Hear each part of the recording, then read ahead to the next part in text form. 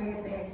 So I graduated from Helsinki University 20 years ago, and now I'm commercial in First Rock, which is a research to business from Åbo Academy, Novaya, Swedish Culture Foundation, and funded by Business Finland. So we have a very big problem, a worrying problem according to our Minister of Education. 61% of immigrant children today in Finland are unable to participate in society because of the poor language skills as well as their socioeconomic status. And that is a big number. So towards second generation and third generation, the numbers become better. However, today we're facing a problem where 61% do not have future employment and jobs as well as education because they cannot cope with the tertiary level.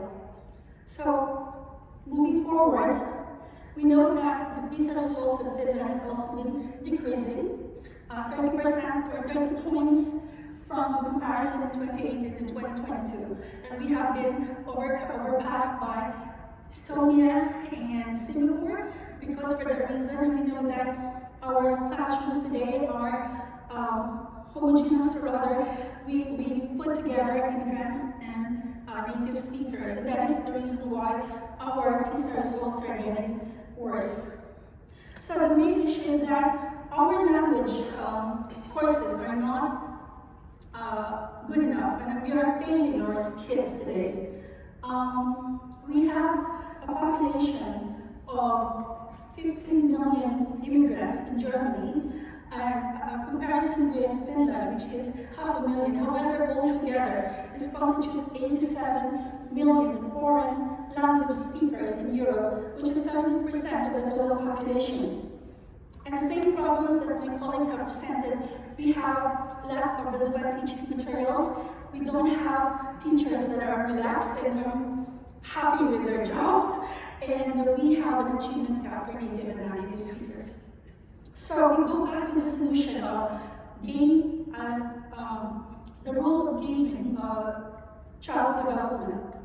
So for 6 years, our experts in Åbo Academy and Novaya University have created the solution, and I will go through with you the solution in the next few minutes.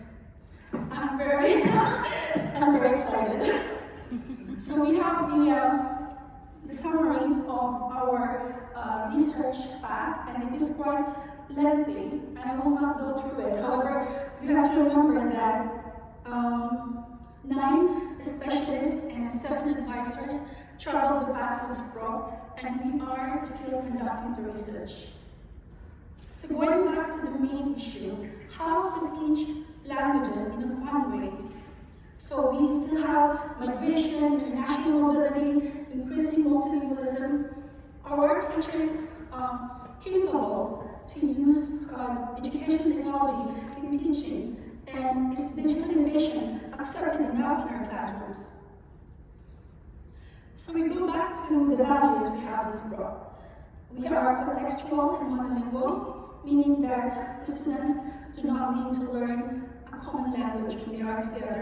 The language that they are learning will be the one that they're going to be using. Flexible CFR design, which means the Common European Framework of Reference for Languages. And then you have teacher-driven with analytics, a dashboard, infographics given to the teachers at the end of the day, and it can be used for classroom and homework. So we are still visualizing how this goes about. However, we know that the user groups will be 7 to 12-year-olds, immigrant language learners, second language learners, and of course, the adult learners as well, certainly because there is a lack of materials for them. We are targeting schools and teachers, private consumers, the NGOs, and the business and corporates at the same time. So it is a downloadable software in the cloud, and we do consider the analytics and dashboard to be very important. So to summarize, contextual and monolingual, we just need to remember those things. It is promoting cultural goals, which means that if you are using SPRO in Finland, you will be using it in the context of how a Finnish person actually go about on a day-to-day basis. It is intuitive and using game elements, which is the most important part of the solution, because we have found out certainly in the beginning that digital gaming features are what brings us to success. Based on interactivity research, it is classroom and collaborative, and it is, of course, connecting interactive pressure to working memory. To summarize for the benefits, and I would certainly love you to go over the demo table later on for a little bit of look at the demo. We have created 4 prototypes. One would be the modular tutorial task, the card game, the quest system, and because we are here today, the multimodal generative AI feature, which I hope you will have a chance to take a look at. And we are co-created with an award-winning game company in Finland. Of course, we have on board of advisors, Mr. Peter Westervalka from the gaming company, Ruvio, and we are looking at the market, which is up to 9.52 billion in Europe, and of course, the digital materials market is quite high outside Europe. We have, of course, conducted a market analysis, and this is how it goes. We don't have the solution for classrooms, and we don't have the solution that can be also fun with high usage. We are seeking, of course, our seed money, and we have raised over €1 million from several sources. We are going to complete our research business in August 2025, and we would like you to keep in touch with us because we are very active in the ecosystem. We have been with the Education Finland to Manila, Philippines, and you can see that we are not, we are really enthusiastic about how to move forward. And with the Education Hub, we are making contacts with Save the Children Italia, and we are going to do our demo days and the test beds in Helsinki.